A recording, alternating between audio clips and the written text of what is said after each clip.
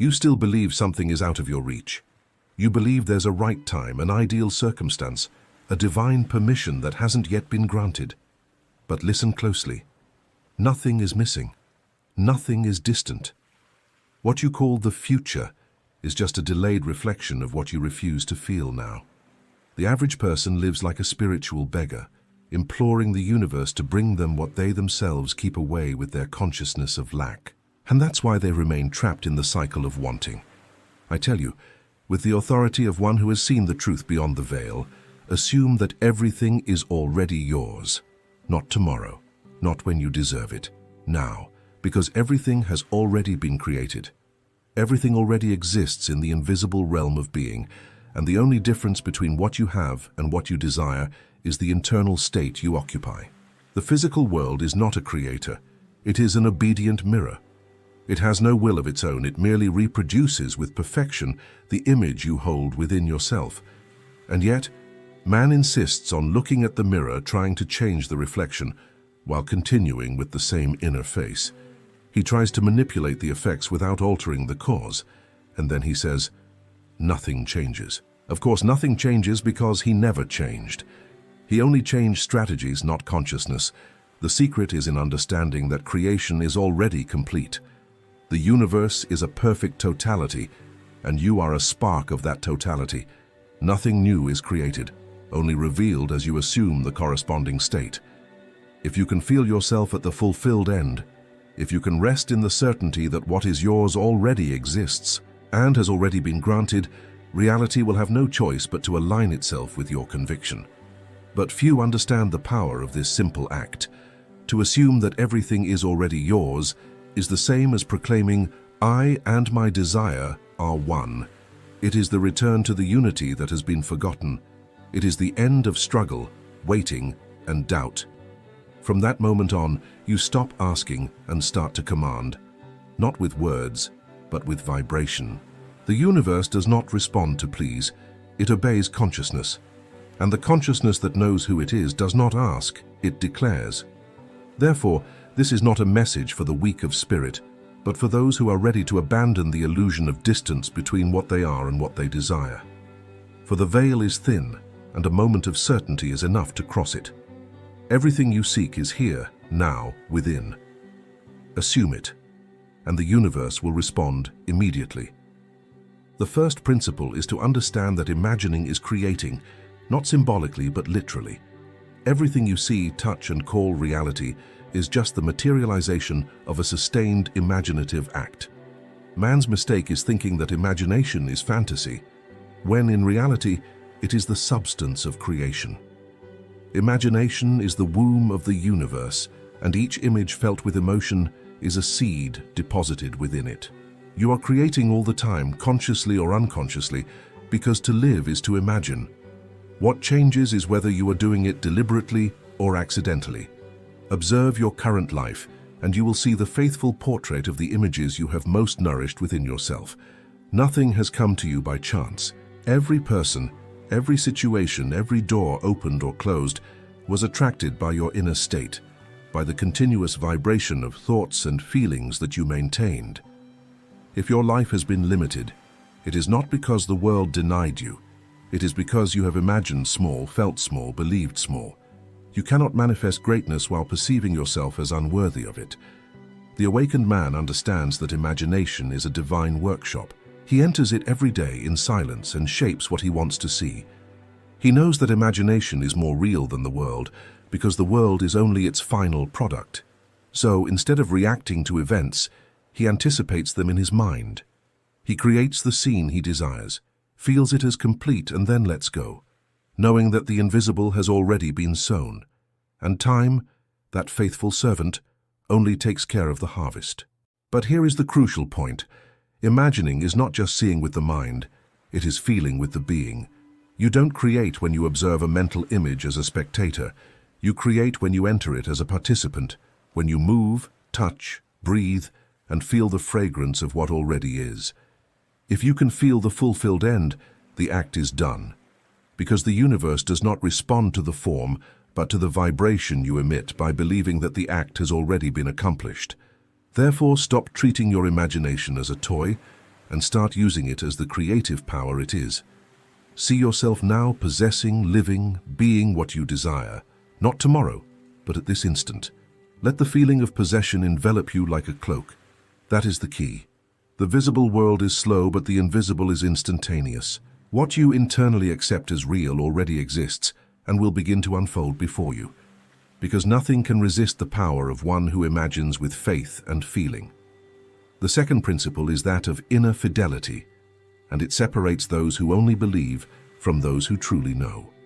It is easy to say, I am prosperous, I am loved, I am free, while life still shows the opposite. It is difficult to remain faithful to that truth when everything around you screams the opposite. But it is precisely in this contrast that power is tested, because the law does not bend to appearance, it responds only to the inner state sustained with conviction. To be faithful to the assumed state is to remain firm even when external evidence tries to convince you that nothing has changed. The average person lives according to what they see. The awakened person lives according to what they know. He understands that the world is a reflection and therefore does not react to the image that the mirror shows. He changes the face that the mirror reflects. When scarcity appears, he does not give in to the feeling of lack. He anchors himself in the consciousness of abundance. When love seems distant, he does not seek it outside. He feels the love within himself until the world organizes itself to confirm that state. This is how one who is faithful to the invisible acts. Inner fidelity is a form of spiritual discipline. It requires you to renounce the old identity, the automatic reactions, the stories of failure that have become a habit. It requires that upon waking and upon sleeping you remember, I am the creator of my reality, not the victim of it. Each thought, each emotion, each response in the face of life is an opportunity to reaffirm who you have decided to be. And when you remain consistent with the new state, the old world crumbles for lack of energy. To be faithful is not to retreat into doubt. It is not to give power to appearances. It is to remain in the fulfilled end as if it were already a fact, because in reality it already is. The universe only needs your constant consent to reveal what is already ready in the invisible. Inner fidelity is the thread that sews imagination to reality. Therefore, when the mind wants to doubt, silence it with the reminder, everything I see is an echo of what I have already created. Remain in the new state as one who guards a sacred secret. The faithful do not ask, they know, and those who know manifest, because the physical world has no choice in the face of a consciousness that does not waver. The third principle is that of disciplined imagination. Most people imagine in a disorderly way. Today they see themselves rich, tomorrow they see themselves in debt. Today they feel loved, tomorrow they feel rejected. They believe they are imagining consciously, but in reality, they are only reacting to the external world, allowing circumstances to decide what they think and feel. The awakened man does the opposite. He imagines by decision, not by reflex. He chooses the images that will inhabit his mind, as one chooses the seeds they wish to plant. Disciplined imagination is the art of remaining in the chosen scene until it becomes more real to you than the world out there. It is the silent exercise of feeling the end as if it were already fulfilled. This is not daydreaming, it is conscious creation. What many call miracle is nothing more than the result of an imagination maintained with constancy and faith.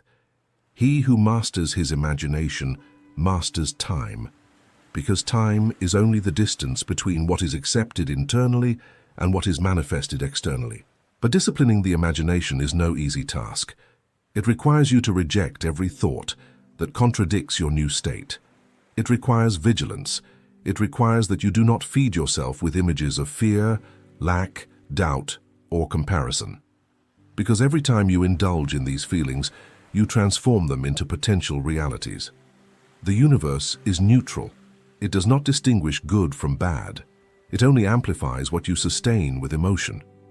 Close your eyes and see yourself in the result. Don't ask how. The how belongs to the visible dimension, and it is always the weakest part of creation. Feel yourself at the fulfilled end, the bill paid, the house ready, the health restored, the love present.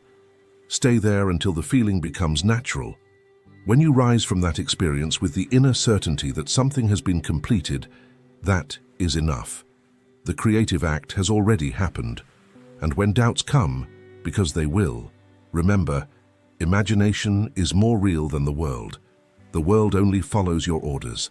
Nothing external has the power to undo what was assumed in the invisible with conviction. Discipline is the price of freedom.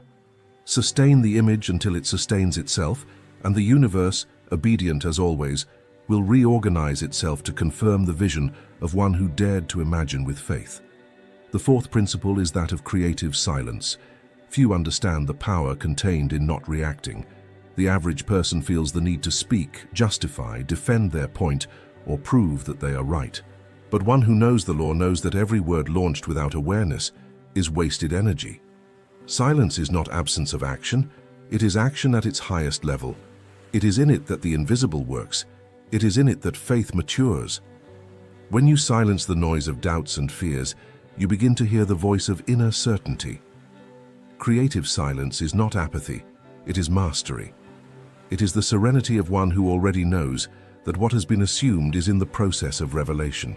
The man who speaks all the time demonstrates insecurity. He tries to convince himself of what he does not yet believe.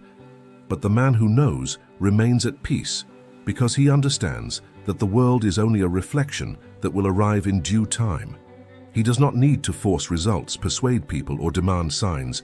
He simply maintains the state and observes, in silence, the unfolding of the scene he has already lived internally. In silence, the mind ceases to resist, and when resistance ceases, the natural flow of creation manifests without blockages. The true creator does not rush, does not seek proof, does not try to accelerate time. He simply trusts, and that quiet and constant trust is the most powerful sound in the universe. When you silence fear, doubt, and the need for control, the physical world has no choice but to reorganize itself according to your new state. To be silent is not to be passive, it is to be sovereign. It is to understand that the word that creates is the inner word, not the external discourse. He who speaks much tries to convince the world. He who silences convinces his own being. And the universe obeys what you are, not what you say. Therefore, silence the urgency, the despair, and the haste to see results. Silence is the fertile ground where desire becomes fact. It is the sacred interval between the request and the manifestation, although for those who understand, there is no request at all, only the certainty that everything already is.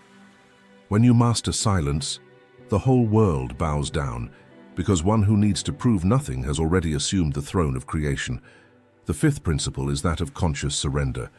It is the moment when the Creator finally lets go of control and allows the law to act on its own. Many believe that surrendering is giving up, but in reality it is the opposite. It is trusting with such conviction that there is no longer any need to fight. The man who surrenders to his vision does not abandon the desire. He abandons the anxiety. He understands that the creative act was consummated the moment he assumed the desired state, and all that remains is to rest in the certainty of fulfillment. Surrender is the point where fear dies. The ego tries to intervene, wanting to dictate the path, the time, and the forms. It asks, what if it doesn't happen? But one who understands the law responds with serenity. It has already happened. This consciousness of completion is the most powerful force that exists. It does not need proof nor guarantees, because it already rests in the possession of the invisible. It is like a farmer who, after planting the seed, does not dig up the soil to check if it is growing. He knows that the invisible work has already begun. To surrender is to abandon the mental effort that is born of doubt. When you truly believe, the effort ceases. The will to control dissolves, and a silent peace takes the place of anxiety. It is in this state that the universe moves. Everything that is yours begins to be attracted naturally because there is no more resistance. You have stopped trying to make it happen and have started to allow the inevitable to reveal itself. But this surrender is not passivity. It is an active surrender, sustained by trust. You continue to live, to act, to walk, but you do everything with the inner certainty that the end has already been fulfilled. You act from victory, not in search of it. Each step becomes an expression of what already is, not an attempt to conquer what is still missing. And so the awakened creator lives in rest. He does not measure results, does not despair with time, does not seek signs. He simply knows.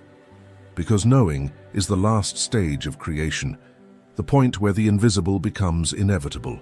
To surrender, therefore, is to align with the flow of the law itself.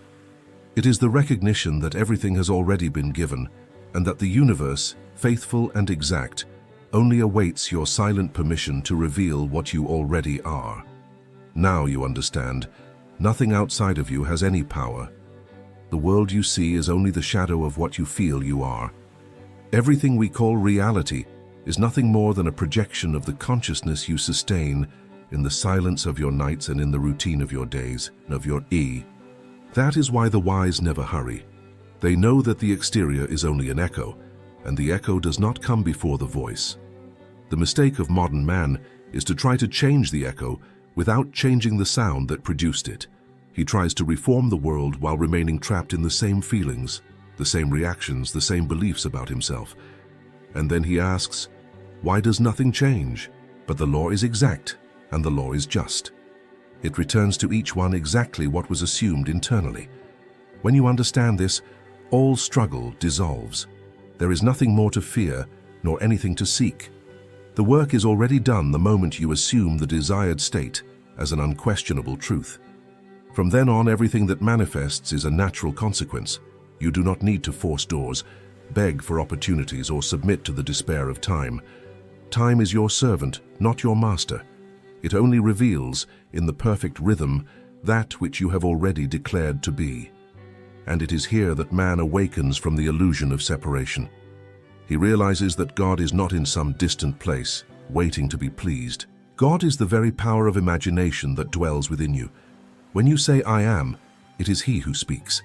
And when you dare to say, I am prosperous, I am free, I am loved, the entire universe moves to confirm that declaration, because consciousness is the only reality. Nothing exists outside of what you accept as true within yourself. Therefore, stop begging, stop waiting, stop doubting. Assume, act, think and feel as one who already possesses. Walk as one who has already arrived. The power is in living from the end, not in running after it. When you act from certainty, the world yields. People, events and circumstances align like pieces of a large board, obeying the vibration of your faith. That is the law, simple, silent, and infallible. And remember, true prayer is not asking. It is assuming the desired state as already fulfilled.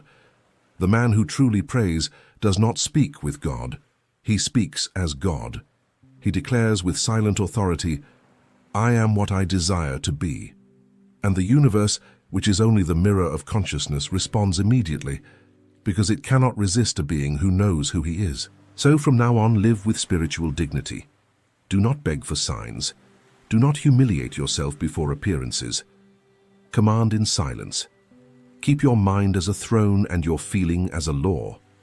Declare in every breath, everything is already mine. Because it is. The universe is not withholding anything from you. It only reflects what you have decided to be. And on the day when you truly know without effort, without doubt, that you already possess everything within yourself, in that instant, the whole world will kneel before your conviction. Because the Creator does not ask, He commands. And what He assumes, the universe fulfills. Listen carefully.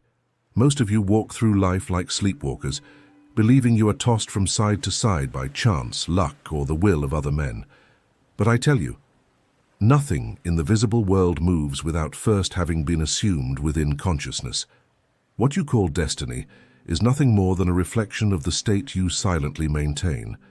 The life you see out there is not the cause, it is the consequence. It is like looking into a mirror and imagining that the reflected image has a will of its own. Foolishness. The mirror merely shows with absolute fidelity what is placed before it. So too is the world. It returns, in the form of facts, what you inwardly hold to be true. This is why I taught Neville a secret that could not be revealed to everyone indiscriminately, because few would have the courage to apply it with discipline and conviction. A simple secret, yet capable of dismantling the illusion of waiting and bringing results to the surface in a matter of hours. I am speaking of the 39-second mantra. It is not magic. It is not sorcery. It is not superstition. It is law.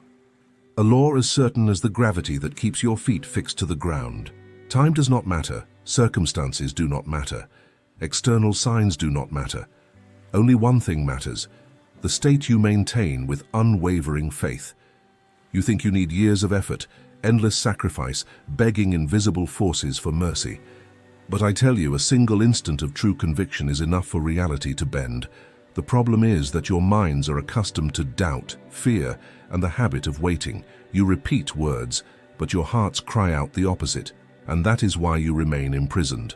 The mantra I gave to Neville is the practical reminder that, when man decides to assume, the universe has no choice but to obey. 39 seconds is not an arbitrary formula.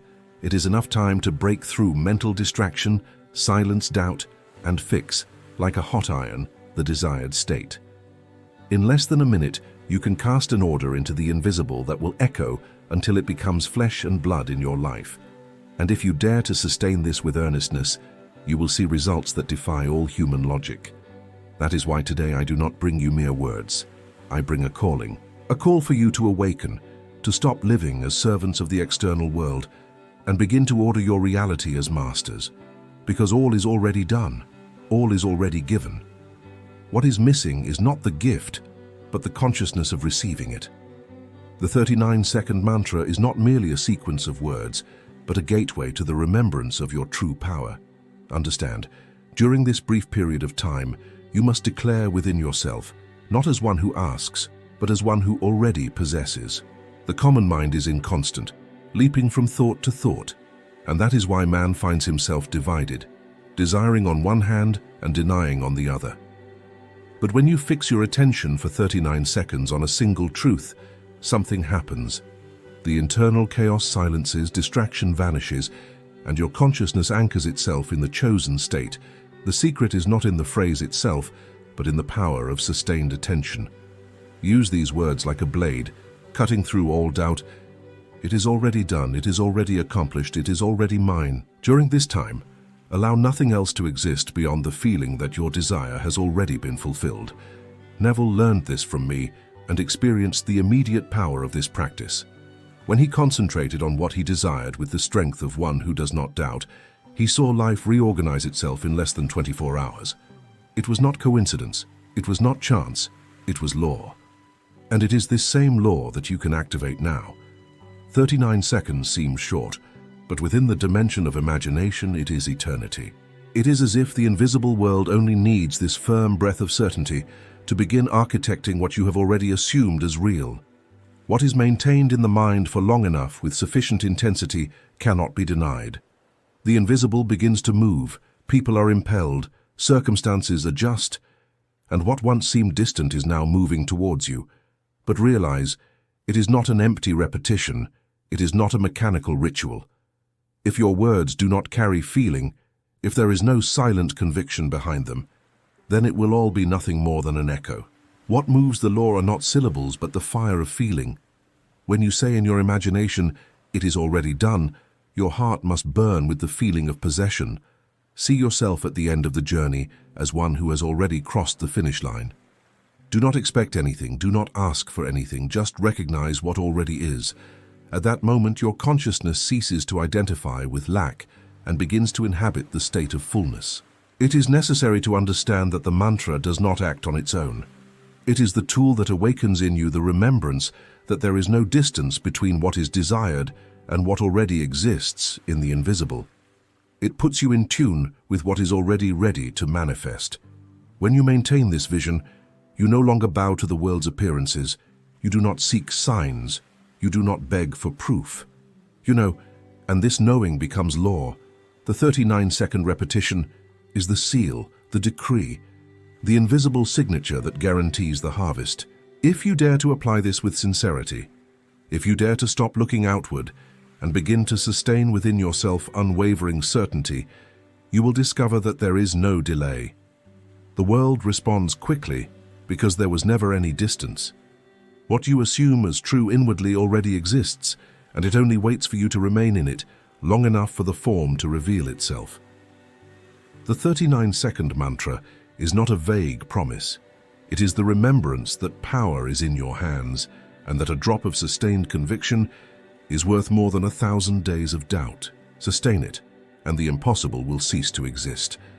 Now that the mantra has been revealed, it is necessary to understand how to use it correctly, because many, in their eagerness to see results, rush and end up nullifying their own creation.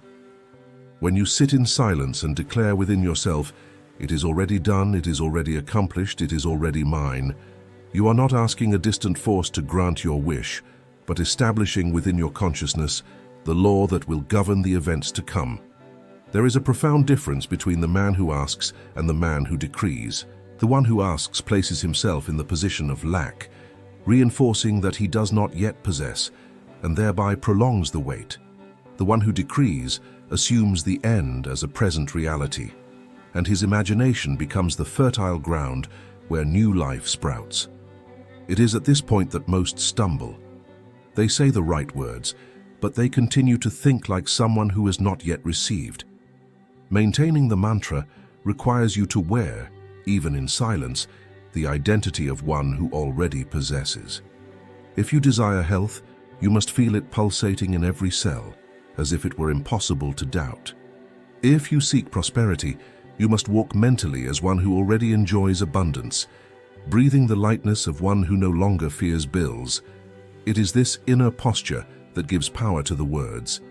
Without it, the practice is reduced to an empty ritual, and the external world does not move. During the 39 seconds, there is no room for questioning. You must not look at circumstances, debts, diagnoses, problems, or absences. All of this is an old reflection, a dead image of states you have sustained before.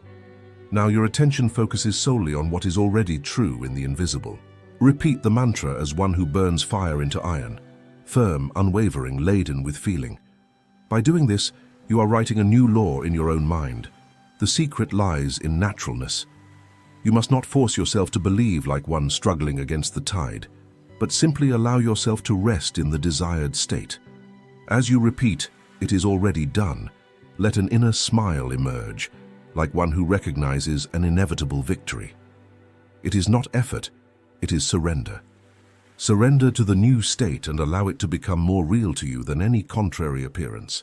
This quiet confidence is what opens the floodgates for the invisible to manifest in concrete facts.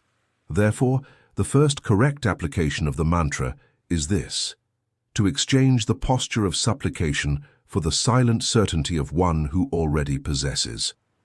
The external world cannot resist this change because the external is merely a shadow, and the shadow always obeys the light. Maintain this truth during the 39 seconds, and you will realize that, instead of waiting for signs or proof, your own consciousness will become the living proof. And when that happens, external facts will have no choice but to obey the decree already etched within you. After understanding that the mantra is not supplication but a decree, the next step is to learn to hold it in silence after pronouncing it. This is where many fail. They sustain certainty for 39 seconds, but then immediately open the door to doubt and let everything drain away. Understand, the word decreed in imagination needs silence to germinate, just as a seed sown in the earth needs rest to sprout. If, after planting, you dig up the soil every day to check, you will never see fruit. So it is with the mantra. It demands that you remain silent in the face of appearances. When the 39 seconds are over, your only task is to trust. The mind will naturally try to ask, "Did it work?" or seek immediate signs. This impulse is disguised denial. It is like pulling up the plant's root before it grows. Discipline lies in refusing doubt without fighting against it. Simply remember, it is already done. Do not look for indications. Do not analyze whether the world has changed. Do not beg for answers. The external world has no autonomy. It is merely a reflection. The reflection cannot move until the inner image is firm. Inner silence is not emptiness but strength. It is the confidence of the king who has already decreed and does not need to repeat the order to his servants. The universe is your servant. A clear order, sustained without contradiction, is enough to move people, open doors, and create circumstances that once seemed impossible. But if you doubt, you confuse your servants, and they do not know whom to obey. Therefore, guard your words after the mantra. Avoid conversations that contradict your decree. Avoid venting that reinforces lack. If you cannot speak in accordance with what already is, remain silent. This silence is not passivity. It is the atmosphere that protects the seed from interference. When you become silent before the external world, you are proclaiming, even without words, that your faith needs no proof. It is the quiet confidence of one who knows he already possesses. This state is powerful because it makes you walk with a new posture, and this posture communicates more to the invisible than 1,000 prayers of despair. Remember, doubt is the only force capable of nullifying the decree. It is not enemies, it is not circumstances, it is not difficulties. Only your disbelief can close the door you have opened. Therefore, keep the mantra in the vault of silence. Say within yourself, "It is already done," and then walk as one who needs no justification nor explanation to anyone. The world will obey because it cannot resist one who maintains their faith in silence and firmness. Now it is necessary to understand the need for persistence. Some, when they apply the mantra, expect everything to resolve immediately. And if they see no signs in a few hours, they conclude that nothing happened. This error destroys the work. The law does not fail, but man is impatient. To persist does not mean to repeat with anxiety, but to sustain the decree with firmness until conviction becomes natural. It is like watering a plant daily. It is not about pulling it from the earth to see if it has grown, but about silently nurturing the certainty that, in due time, the harvest will come. The 39-second mantra is the initial spark, the moment you etch the command into the invisible. But if your mind is unstable, if it fluctuates between faith and doubt, you will need to repeat it more often, always with the same intensity. There is no problem in returning to it daily, provided that each repetition is made as if it were the last, with the full feeling that it is already accomplished. Do not count the days, do not wait for the result with anxiety, because anxious expectation reveals incredulity. Just repeat and rest. Persistence transforms the assumed state into second nature. Initially, it may seem difficult to sustain conviction for 39 seconds because the mind wanders, gets distracted, questions. But the more you practice, the more natural this state becomes. There comes a point where it is no longer effort, it is breathing. You no longer need to struggle to believe. Certainty settles within you as something obvious, and at that moment, manifestation is inevitable. Do not deceive yourself by thinking you persist only when you see quick results. True persistence is when, even in the face of contrary circumstances, you continue to maintain, "It is already done." This inner posture is proof that your faith does not depend on external evidence. And precisely when the external seems to resist, that is when you must be even firmer, because this resistance is merely the old image trying to survive. Persist, and you will see that the old form will dissolve like mist before the sun. The law knows no impossible. Everything you maintain as an inner state will eventually find expression. Time does not matter, because in the invisible it is already accomplished. Persistence serves only for yourself, to strengthen your mind until there is no room for doubt. It is an exercise of discipline, of mastery over your attention.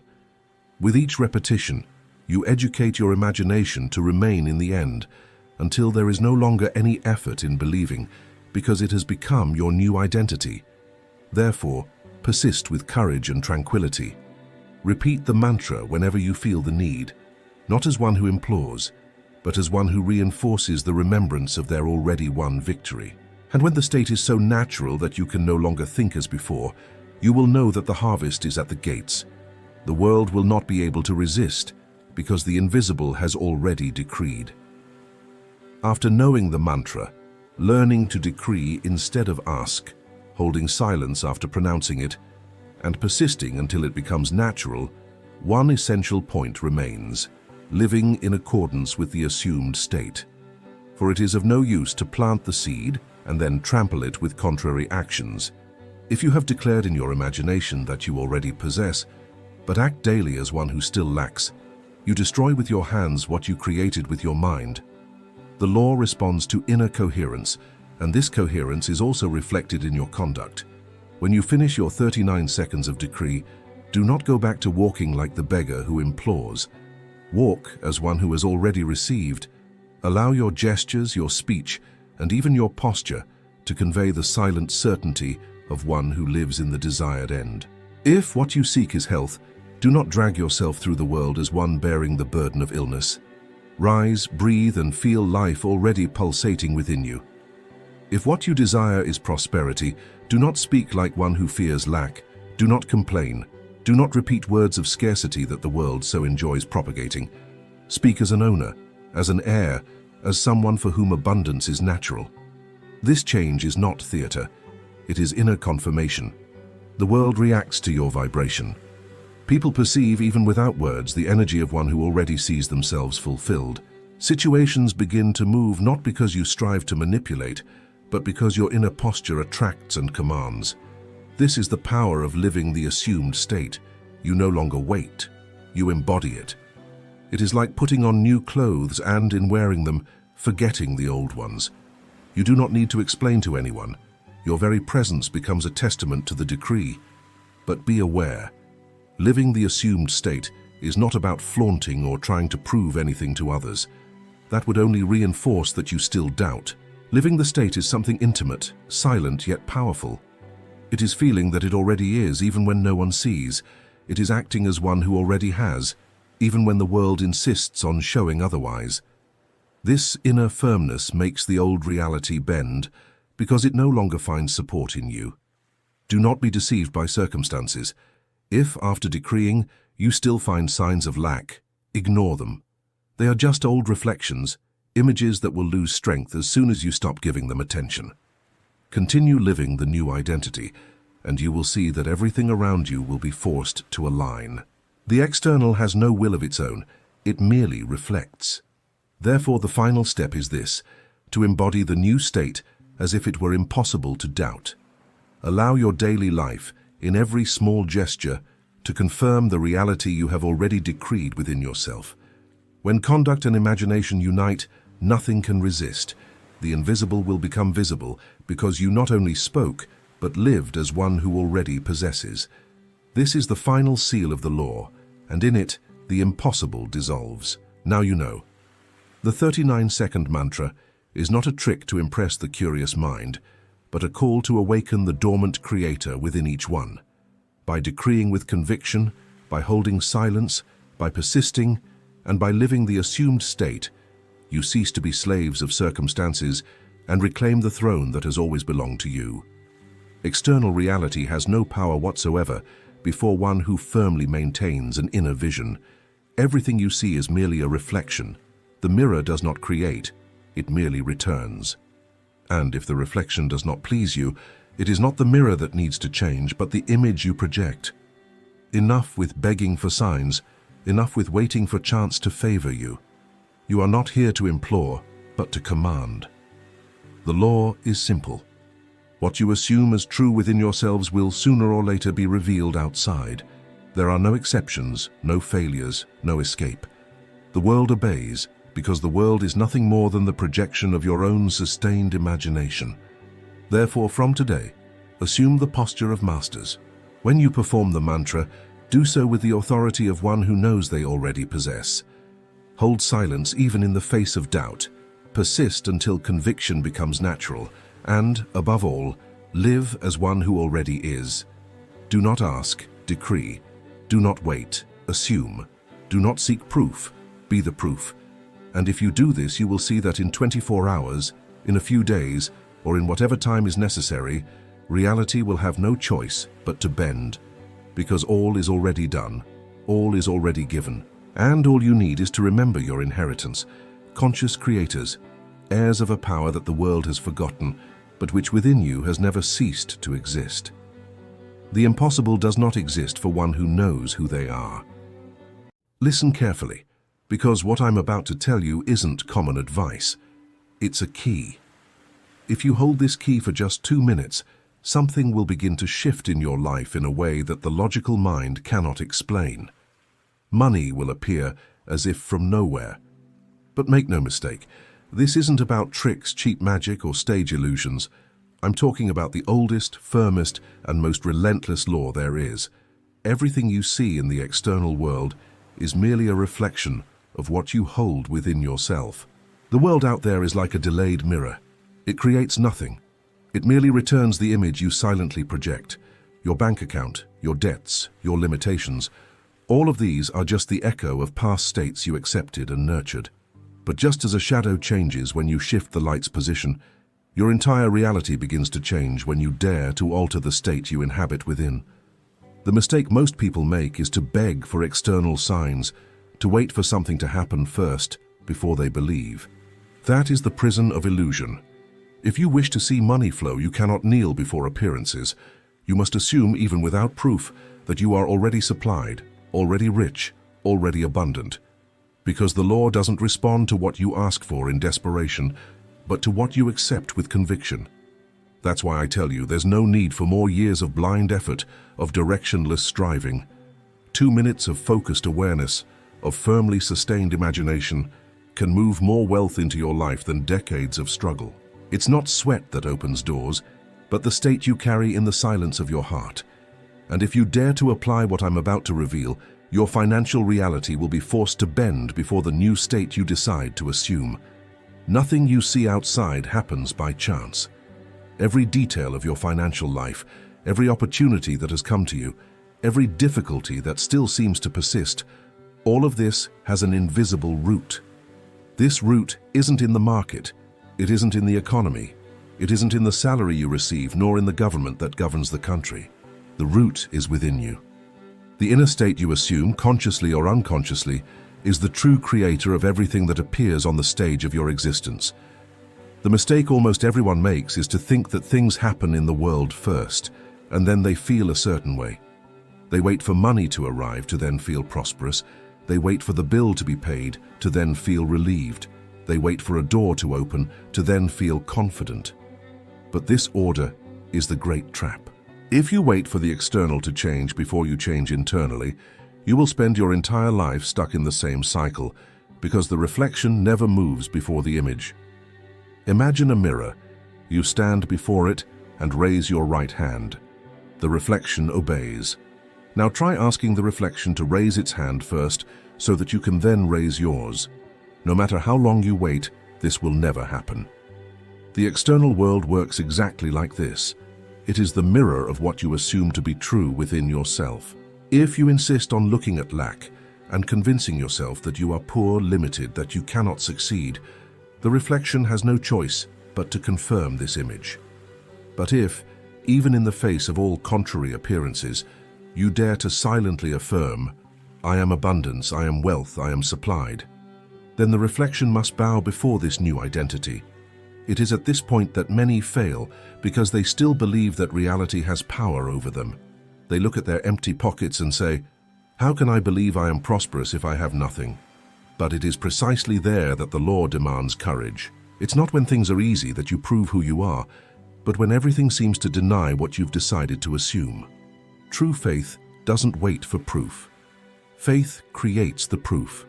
You might be in a simple room with nothing of value around, but if within yourself you begin to move as someone who possesses, if you start to carry the demeanor, the feeling, and the confidence of a rich person, this state will become the invisible root that will attract the appropriate conditions to you. This isn't about pretending or deceiving yourself. Pretending is superficial and quickly breaks down in the face of difficulties. It's about inhabiting a state so deeply that the world has no option but to obey. You don't need to convince anyone. You don't need to tell others what you're doing. You don't need to justify yourself. Everything happens in silence, within.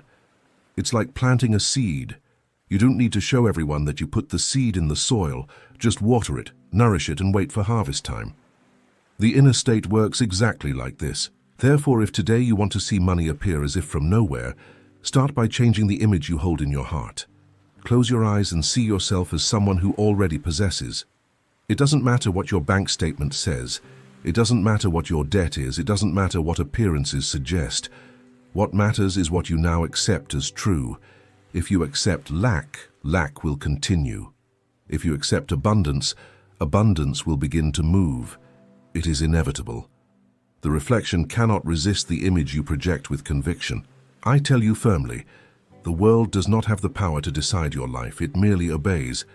And if until today you have lived in scarcity, know that this was not punishment, but a consequence of states you accepted without realizing it. Now that you know, the choice is in your hands. Continue accepting what you see and you will repeat the past, or dare to assume within yourself what you wish to see, and you will make the future bow. Everything begins in the invisible. Everything is born within. The inner state is the cause and the world merely the effect. And when you understand this deeply, you will discover that you will never again need to chase money, because it will come to you as a shadow follows the body of one who has decided to walk in the light. 2 minutes of disciplined imagination have more power than years of unconscious effort. Most people spend their entire lives wearing themselves out, running from one place to another, believing that only through sweat and struggle can something change. They work endless hours, sacrifice body and mind, but remain trapped in the same cycle of limitations because they never understood that the true key isn't in what they do, but in the state they place themselves in. It's like rowing against the current. The more force they apply, the more exhausted they become, yet they remain almost in the same place. What they don't realize is that simply changing their inner direction would cause the current itself to start working in their favor. When you dedicate 2 minutes of full attention, 2 minutes of conscious imagination, something moves in dimensions that eyes cannot see. These 2 minutes have the capacity to reprogram your consciousness more deeply than years of physical effort. Because everything you see out there is merely a consequence, while imagination is the cause itself. It is in this brief instant of concentration that you plant the seed that will inevitably sprout in the field of life. Try it now. Close your eyes and don't just think about money, but feel it as if it's already in your hands. See yourself paying your bills with ease, buying without fear, helping those in need. Mentally hear the rustle of banknotes, the click of a pen signing a check, the sound of a cash register drawer opening. Allow these scenes to be so vivid that you almost come to believe they have already happened. If you sustain this experience for just 2 minutes without doubt, without distraction, the external world will begin to organize itself so that this becomes real. The common mistake is to believe that imagination is a waste of time, while physical action is what solves problems. But the truth is that every action first originates from an inner image. If you change the image, you change the quality of your actions. You change the opportunities that arise. You even change the people who cross your path. 2 minutes of focused imagination change the vibration of your being, and this change inevitably attracts new circumstances. Remember, it's not necessary to spend hours in deep meditation or complicated rituals. The law does not demand this. 2 minutes of real concentration done with feeling are worth more than entire days of distraction. And when these 2 minutes become part of your routine, life begins to yield. It's like turning a key in a lock. It's not the force with which you push the door that matters, but the simple act of turning the right key. These 2 minutes are the key. Therefore, do not underestimate the power of a little time invested in what is essential. In just 2 minutes, you can set in motion invisible forces that will radically transform your financial life. While the world rushes in desperation, you, in silence, can achieve what seems impossible. The secret is not in running faster, but in learning to stop, close your eyes, and command reality from the invisible source. What you create in 2 minutes of conviction becomes more solid and inevitable than years of unconscious effort. When you look at the visible world and see accumulated bills, seemingly endless debts, opportunities that don't appear, and doors that close, what you're really seeing isn't reality itself, but merely the reflection of old states you accepted. The world creates nothing, it merely reflects. It has no life of its own, no independent power. It is like a delayed mirror that returns the image you project internally, but always with a slight delay. What you experience today is merely the result of what you assumed yesterday. what you sustained over the past days, months, or years. That is why fighting against circumstances is useless. If you get angry about debts, despair in the face of scarcity, surrender to fear because you see no way out, you are merely reinforcing the image that feeds the reflection. The more energy you give to the problem, the more you crystallize that inner state, and the more the world needs to confirm what you've accepted as truth. The solution is never to fight with the reflection, but to change the image. You don't break a mirror trying to erase the shadow, you change your form before the light. Everything that appears before you is like the harvest of an invisible sowing. It's no use complaining about what has sprouted, nor forcibly tearing off the fruit. The only way is to plant new seeds and wait the natural time for them to manifest, and the seeds are the states you assume. If you plant poverty by declaring yourself lacking, by feeling limited, by mentally repeating "I can't," don't expect to harvest wealth. But if you begin to plant, even in silence, internal affirmations like "I am supplied," "I am abundance," "I am prosperity," this new seed will begin to manifest even if circumstances say otherwise. It is here that many fail because they believe the visible world is the cause.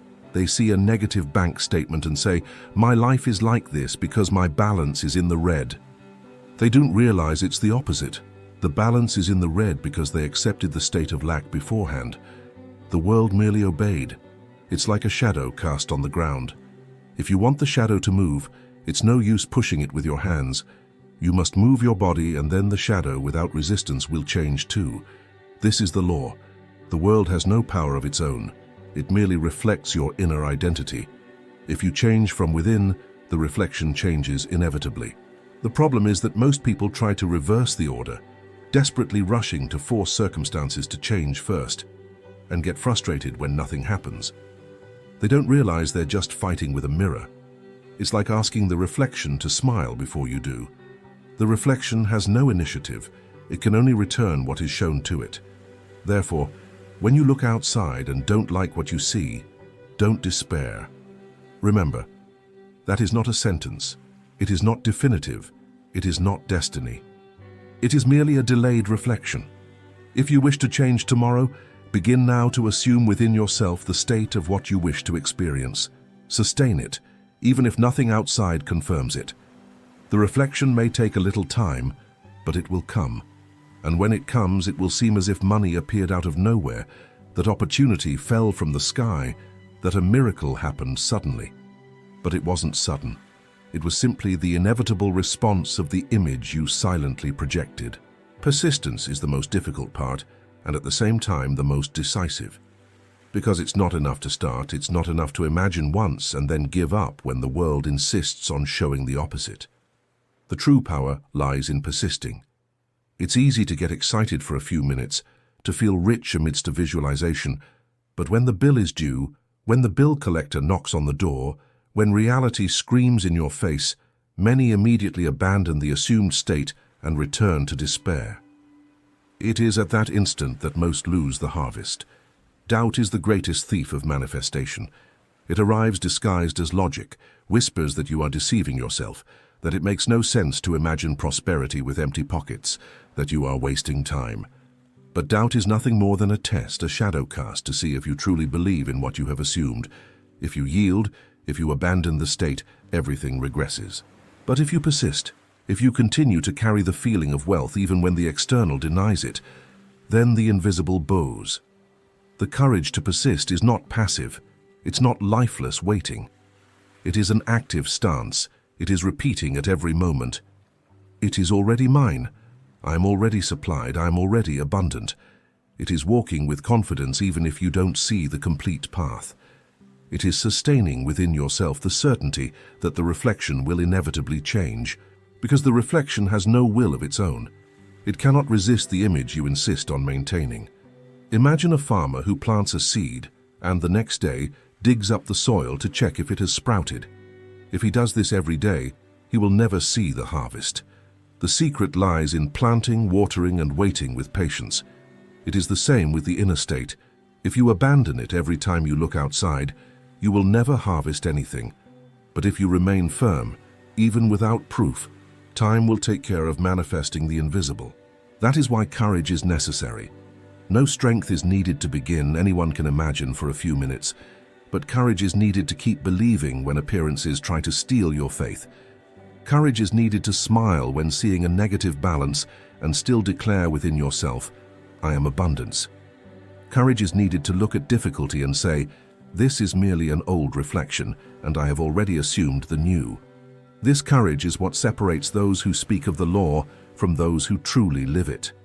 Those who persist discover that reality is malleable, that sooner or later it yields to the pressure of the assumed state. It is like a river that insists on flowing. It can be dammed, it can be slowed, but it can never be stopped. The state you sustain eventually overflows, and the world unable to resist is forced to obey. Therefore, if you wish to see money appear as if from nowhere, don't just start. Persist. Hold firm to the identity of one who already possesses, even if no one believes, even if nothing confirms it, even if everything seems contrary, because the law does not fail, and the world has no choice but to reflect what you insist on being. Persistence is the key that transforms possibility into certainty, and certainty into visible fact. Now that you have heard, you can no longer pretend you don't know. The external world is not the master of your life, it is merely the servant. It obeys the state you silently sustain, and nothing can resist that. You have spent too much time begging for signs, waiting for miracles from outside, believing that change would come by chance or by someone's kindness. But today you understand. The miracle isn't out there, the miracle is you. Assume now firmly the state of one who already possesses. Don't wait for proof. Don't wait to feel ready. Don't wait for the reflection to smile first. You smile. Declare in silence, I am wealth. I am abundance. I am supplied. Sustain this internally like someone holding a flame that nothing can extinguish. 2 minutes of true conviction can open doors that once seemed locked, can dissolve debts, can attract opportunities you never imagined. Ask no more, plead no more, lament no more. Command in silence and certainty, like one who knows they own their own inheritance. The world does not resist one who has discovered their identity. And when you stop chasing, when you stop begging, when you dare to assume, then you will see. Money will appear as if from nowhere. But you will know it wasn't from nowhere. It was from your inner decision. It was from the law obeying the image you sustained. Therefore, go and apply it now. Not tomorrow, not when it's convenient, now, because everything already is, and it is within you. The rest, inevitably, will bow.